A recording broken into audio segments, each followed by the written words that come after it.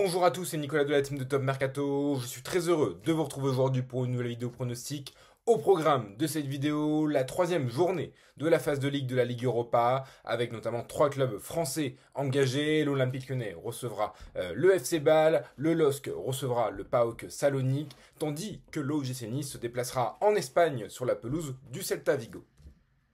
Avant toute chose, n'oubliez pas de liker la vidéo, c'est très important pour le référencement de cette chaîne. N'oubliez pas également de vous abonner à la chaîne YouTube de Top Mercato si ce n'est pas encore fait afin de ne louper aucune de nos prochaines vidéos pronostiques. Nous, on se retrouve tout de suite pour la première analyse de cette troisième journée de la phase de Ligue de la Ligue Europa avec le match entre l'Olympique Lyonnais et le FC Bâle. Lyon reçoit les Suisses de Bâle. L'OL reste sur 2 défaites consécutives en championnat contre Toulouse et l'OGC Nice. Néanmoins, le contenu des hommes de Paulo Fonseca reste très bon dans le jeu. C'est surtout le manque d'efficacité offensif qui a fait mal aux Gones ces dernières semaines. En Ligue Europa, tout va bien. 2 matchs, 2 victoires. L'OL est une équipe plutôt solide au Groupama Stadium avec 4 victoires en 5 matchs dans leur stade depuis le début de la saison, toutes compétitions confondues. Et une victoire permettrait aux Gones de consolider leur place dans le top 8 de cette phase de Ligue de la Ligue Europa. De son côté, Bâle, une victoire, une défaite depuis le début de cette phase de Ligue de la Ligue Europa. Le club suisse est plutôt friable à l'extérieur en Europe cette saison avec 2 défaites. La première défaite, c'était en barrage de la Ligue des Champions.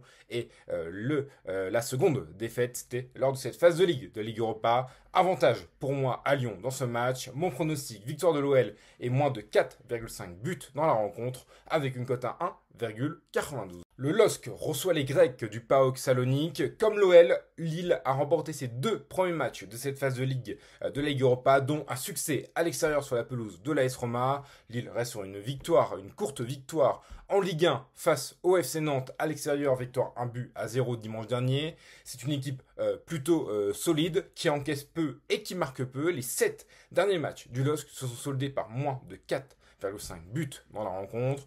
De son côté, le PAOK est dans une phase un petit peu délicate, seulement 2 victoires lors de ses 7 derniers matchs, toutes compétitions confondues. Le club grec est mal embarqué dans cette phase de ligue avec un seul point pris depuis le début de la saison régulière.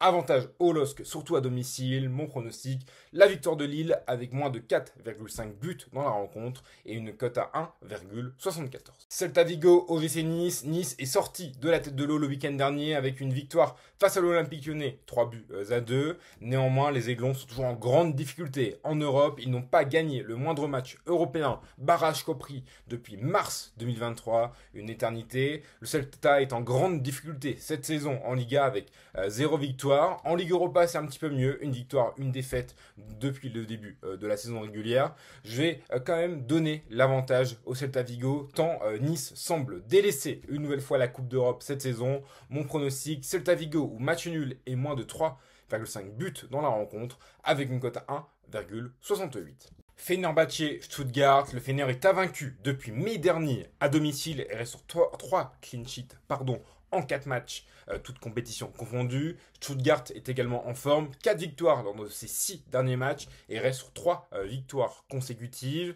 Néanmoins, Stuttgart a perdu son premier déplacement européen, c'était à Bâle, une équipe qui était normalement inférieure sur le papier à cette formation allemande. Le Fener est très solide à domicile, toujours très compliqué d'aller jouer en Turquie. Mon pronostic, la victoire du Fener avec une cote à 2,15. Pour parier cette troisième journée de la phase de Ligue de la Ligue Europa, nous vous proposons l'offre de notre partenaire Winamax qui rembourse votre premier pari en cash jusqu'à 100 €. Pour cela, il vous suffit de cliquer dans le lien présent dans la description de cette vidéo et de suivre la procédure afin de bénéficier de cette offre exceptionnelle à l'occasion de la troisième journée de la phase de Ligue de la Ligue Europa. Go Ahead Eagles reçoit Aston Villa. La formation néerlandaise est l'une des plus faibles de cette phase de Ligue de la Ligue Europa. Néanmoins, elle compte déjà une victoire. Néanmoins, la formation néerlandaise est en grande difficulté. 3 matchs sans victoire. De son côté, Aston Villa a remporté ses 2 premiers matchs de Ligue Europa en réalisant 2 clean sheets.